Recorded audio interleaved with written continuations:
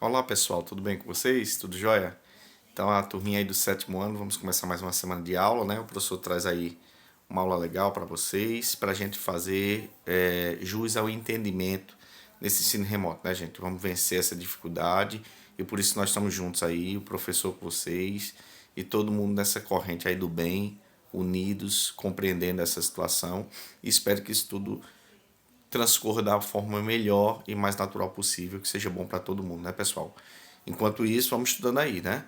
O professor está em casa, elaborando aula e materiais para vocês, e vocês estão em casa estudando, né? Espero que vocês desfrutem, aproveitem esses momentos que são muito importantes para a nossa vida, como todo mundo, tá bom? Vamos lá? Então, nossa aula de hoje, ela trata de apresentarmos os grupos vegetais, tá bom? Eu queria só rapidamente fazer uma recapitulação dos temas que nós já estudamos nesse sétimo ano, já que o grande anseio, a grande preocupação nossa é estudar toda a diversidade da vida, né?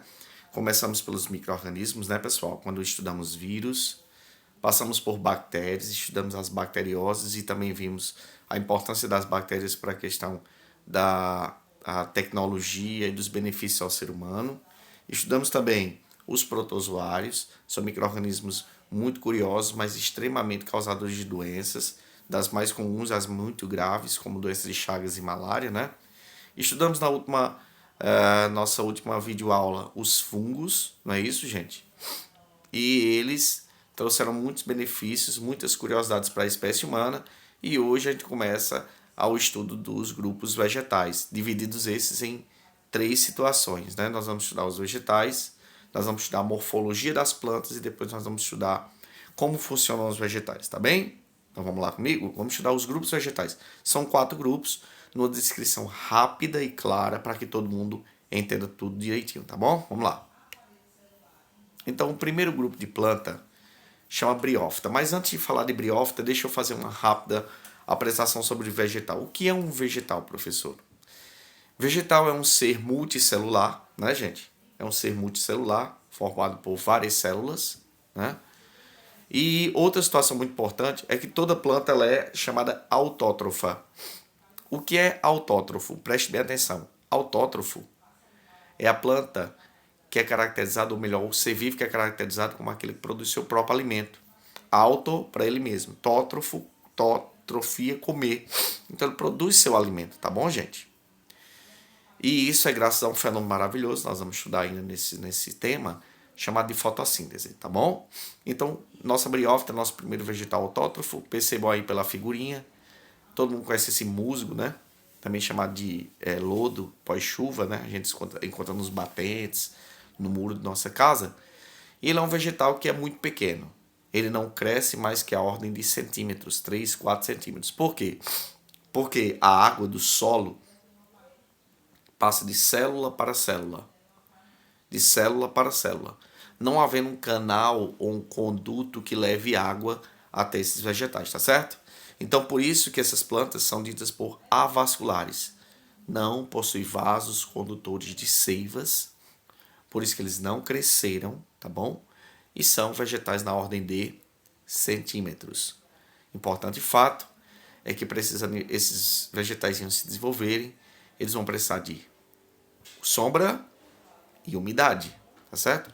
Por isso que é muito comum que nós consigamos ver esse tipo de vegetal após as chuvas, tá certo?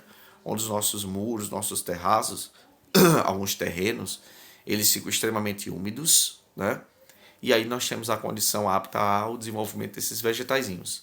Detalhe curioso é que eles se desenvolvem ou se multiplicam ainda por auxílio de gameta, gente. Então por isso que ele precisa de água para que o gameta consiga nadar até a forma vegetal feminina e aí consiga fecundar, tá bom? Briófita, nossos musgos crescem só centímetros porque são avasculares, beleza? Segundo grupo.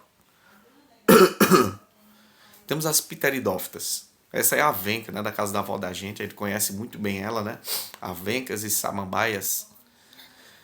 E aí uma curiosidade sobre essa planta é que ela só tem raiz, caule e folha. Olha que interessante, raiz, caule e folha, tá? É um vegetal médio, é um vegetal ornamental, né?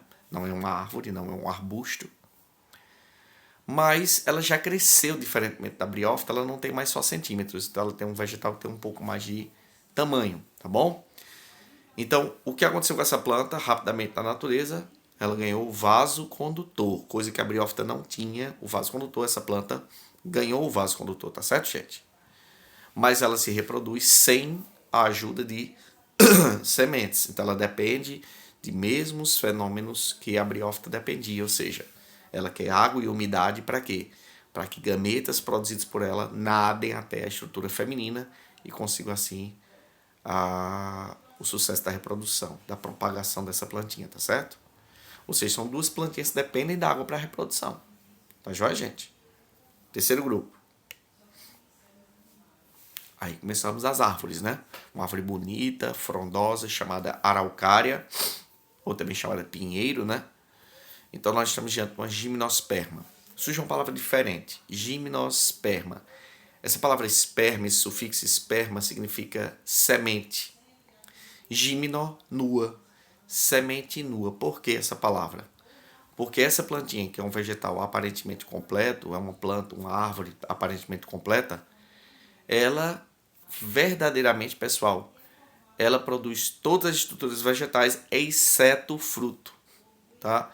Então, quando ela produz sua semente não tem um fruto protegendo. Ela produz uma semente chamada de pinhão, né? O pinhão, né? Que o pinhão ele está no aglomerado chamado de pinha, e ele, quando é produzido, ele cai no solo e propaga a forma vegetal, tá certo? Então, a grande ideia dessa plantinha, já que é um grande vegetal, um vegetal completo, é a ausência do fruto. E número 2, surge para a gente pela primeira vez o grão de pólen. O que é o grão de pólen?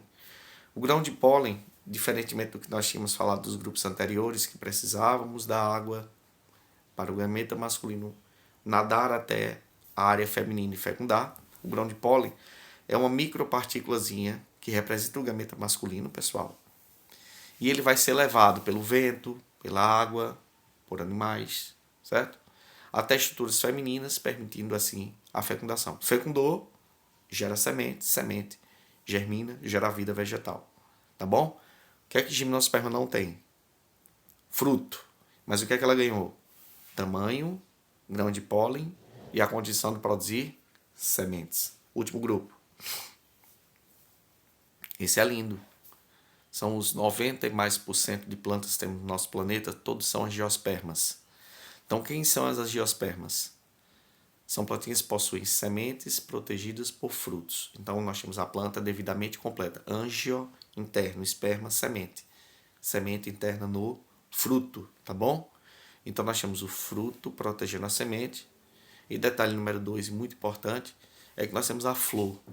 A flor como grande órgão da reprodução, onde ela atrai pela cor, pelo cheiro e pelo nectário. Ela atrai o agente polinizador, que vem lá comer o seu néctar e sai com seu corpinho cheio de grão de pólen para outra flor e fazendo assim a chamada fecundação cruzada. Tá certo? Então nós temos os grandes sucessos evolutivos dessa plantinha. A flor, o fruto protegendo a semente e com certeza a questão da semente em si, né, gente? Que tem uma propagação muito diversa. E várias formas de polinizar, né? Essas angiospermas têm várias perspectivas de polinização pelo vento, pela água, por insetos, por aves, como beija-flor, né? E daí por diante. Tá bom? Os 4 grupos vegetais, briófitas, pteridófitas, gimnospermas, angiospermas. As 2 primeiras dependem da água para o gameta nadar. As 2 outras, últimas, não precisam de água para o gameta nadar, porque elas têm um grão de pólen. Gimnosperma não tem um fruto, angiosperma tem um fruto. Beleza? Joinha, feliz, bacana, todo mundo junto. Próxima aula a gente tá de volta, tá bom, pessoal? Até lá.